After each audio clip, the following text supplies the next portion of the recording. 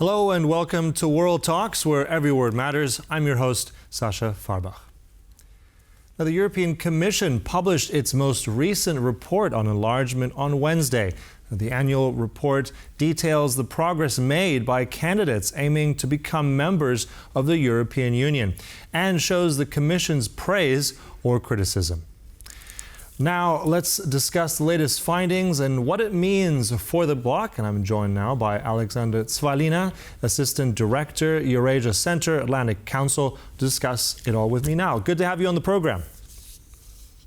Excellent. Glad to be on. So, looking at the perennial question here, let's start with, is this report now any indication, does expansion continue? Or is this a sign that we've overstepped the mark and we should reassess? How do you assess the report and its findings? Overall, yesterday's announcement and the report is most welcome. It highlights the good work of the aspirant countries, such as Ukraine and Moldova in particular, and presents a concrete guide for improvement and reform. For example, if all guidelines for reform are followed, the Commissioner for Enlargement, Olivier Varhelyi, said it is fully possible for Ukraine to join the European Union by 2029. This is even more so crucial as the European Union as a whole is set to play a role of a stronger and more robust geopolitical player, especially vis-à-vis China and Russia. This development is incredibly crucial as the enlargement of the Union makes it a more competitive actor on the world stage and makes the European Union as a whole more competitive as it increases both the quality and quality of its workforce and open access to key resources, personnel, and the robust open market. Well, this sounds like a very positive let's say, assessment of this report. But at the same time, I think there's quite a difference from if we compare it from last year's report. There was much more fanfare on that one. That wasn't really in this one in particular. I mean, some countries like Montenegro scored highly, but some others certainly did not. And the elephant in the room, Georgia. So, I mean, given all of those factors here, is that not an indication that enlargement right now for the European Union is something that might be in trouble? Enlargement and accession for the European Union is a complicated issue, and the European Union is very clear, and Brussels is very clear in setting out that it is a long process that takes a significant amount of reform and deliberation from both the European Union and the member states to make it successfully happen. The developments from Georgia, including the foreign agent law, the transparency law, and the law on family values, have been cited as the cause for the halting of Georgia's accession to the European Union and represents a step back.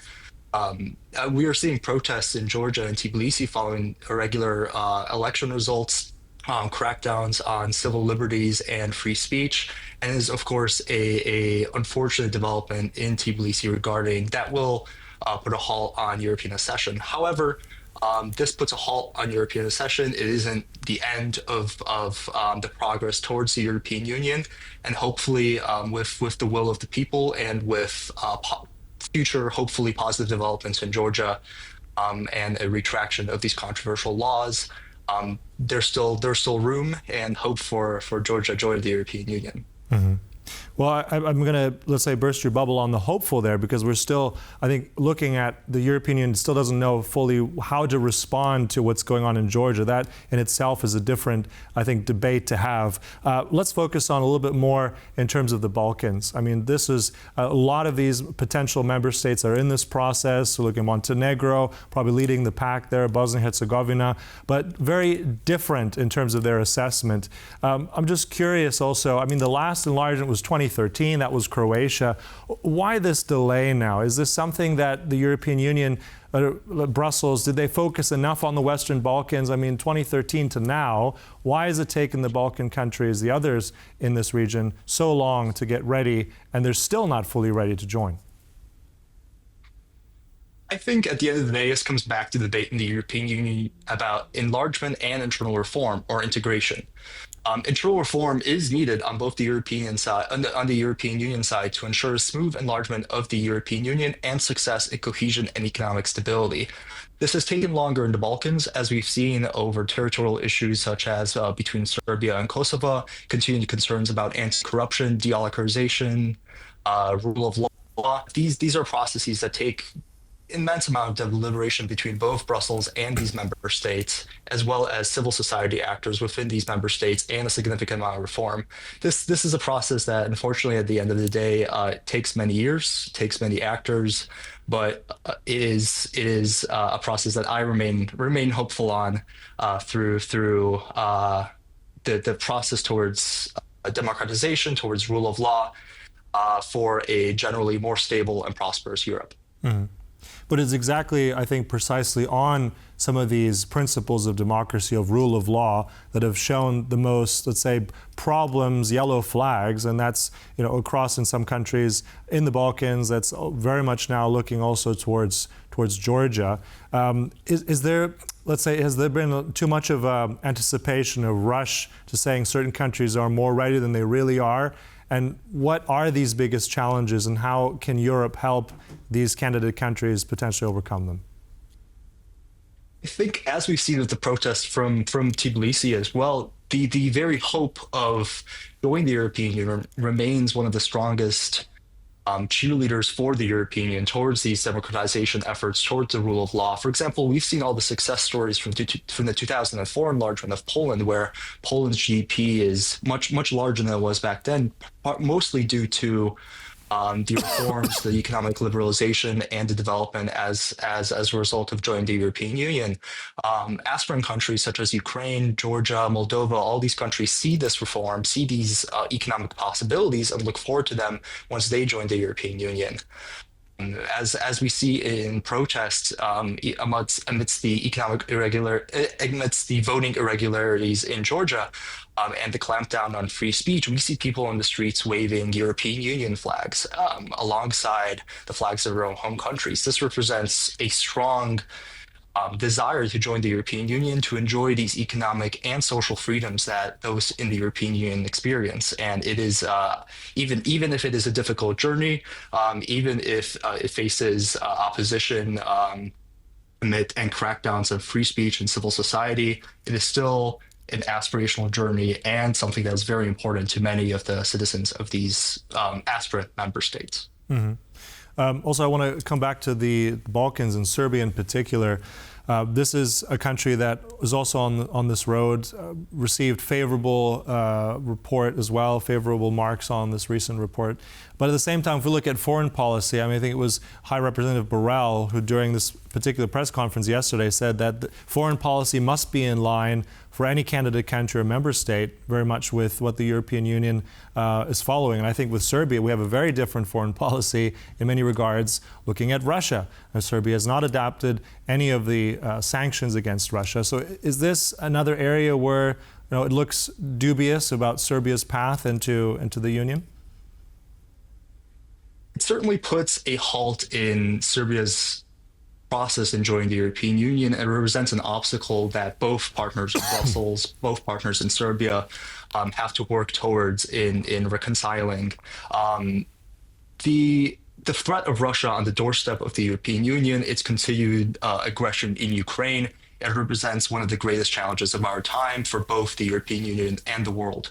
And as you mentioned, Josep Borrell's comments on the threat of Russia being one of the largest and biggest threats of the European Union, it represents one of the key crucial pillars of why it is so crucial for example, Ukraine and Moldova to join the European Union, to be a part of the European family, to enjoy these economic liberties, these civil freedoms, and establish a just and prosperous peace within the European Union. The fact that Serbia is experiencing difficulties in both reconciling their connection with the European Union, with avoiding sanctions with Russia, or seeking continued warm diplomatic relations with Russia, I believe is something that can be overcome by continued dialogue, by continued negotiations on the subject. It is unfortunate to see, of course, but I believe through seeing what Russia is doing, through seeing Russia increasingly as a hostile actor to the European Union's prosperity and to the European Union's interest,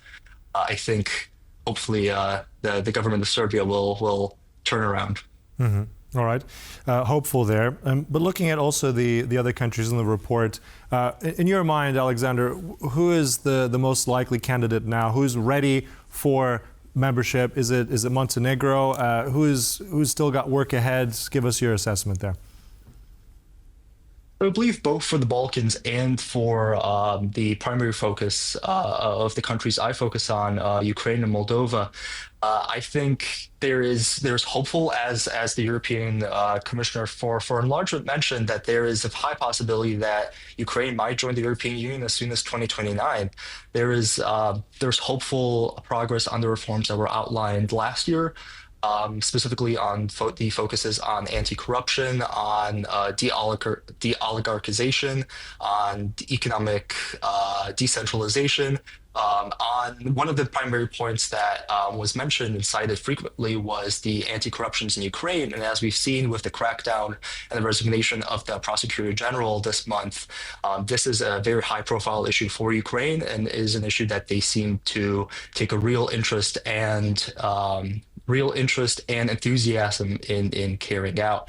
And as a result, I am confident both Moldova, who also recently, it is important to mention, enshrined by a vote on the referendum this month as well, there in the constitution, the aspiration to join the European Union. This is both for the efforts by these aspirant countries and methods such as the referendum, the strong pathways and efforts towards combating corruption. I think these are clear signals that these countries want to join the European Union and are willing to take the reforms and progress necessary to achieve that as soon as possible. Mm-hmm. Yeah, I mean, some of these countries have been on this journey for quite some time. I mean, the average time still is roughly around, on average, 10 years for most countries to join the European Union. What do you make of, if we look at an example like Turkey, a country that was also still considered a country that is in the running? That's been frozen since around 2016. Realistically, those discussions have ceased, but initially there was appetite, there was a plan to include Turkey in the European Union. If we compare it to Ukraine, is there a comparison to that the danger is there, that they might not be up to par at some point, that those negotiations might be frozen, or is this a different case? Like, how do we look at Turkey as a warning sign or a lesson sign? How do you see it? As you mentioned, negotiations over accession in Turkey have been in a standstill since, I believe, June 2017 over concerns over rights, rule of law, and a clear election process. Also, there remain outstanding issues regarding Cyprus and these issues as previously mentioned. However, Turkey, despite being at a standstill to join the European Union, remains a critical trade and diplomatic partner for the European Union on issues such as migration and enforcing sanctions through the control of the Bosphorus Strait, for both the sanctions against Russia and for continuing cooperation in the Black Sea. As a result, I believe Turkey isn't in so much a cautionary tale for the European Union, but a tale of just a shift of priorities, for example, on what is considered achievable and what is within the lines of the European Union. That currently Turkey's role is not quite up to par to be within the European Union, but it remains a vital partner for the European Union on many of these critical issues. Okay. And just before we close, just really brief, we're running out of time here, but we also had countries like North Macedonia, Bosnia-Herzegovina. What's your assessment there? I mean, are these countries that are making any progress, or we have to wait another decade for them to join? According to the report, there has been promising progress for much of the Balkans, including the countries that you mentioned. And I believe in a lot of these cases, only time can tell. The world has changed significantly since not only when these countries applied to join the European Union, but also since the last report in 2023. And with these countries and with others, I believe as long as they follow the recommendations of the Commission, the recommendations outlined in the report, and continue on the path towards reform, there is place in the European Union for them. All right. So still a long road ahead, but we'll be watching it with interest. Look, Aleksander Cwalina, thank you so much for all your insights today. Much appreciated. Excellent. Thank you. And thank you for watching World Talks, but stay tuned. Much more coming up right here on TVP World. Goodbye.